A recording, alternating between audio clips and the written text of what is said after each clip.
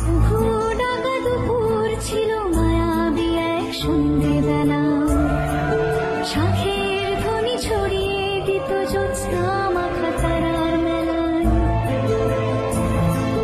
কিশোরী এক সঙ্গিনী তার সারা দুপুর খেলতো করে, আকাশ এসে পায়ের কাছে দুলিয়ে দিত ডুরের শাড়ি।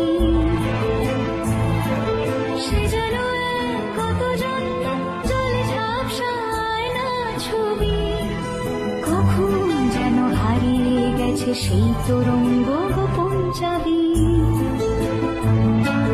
সে ছিল এক চিলে কোঠা, দেওয়াল জুড়ে থমকে ঘড়ি, চোখ মেলানো খিড়কি সদর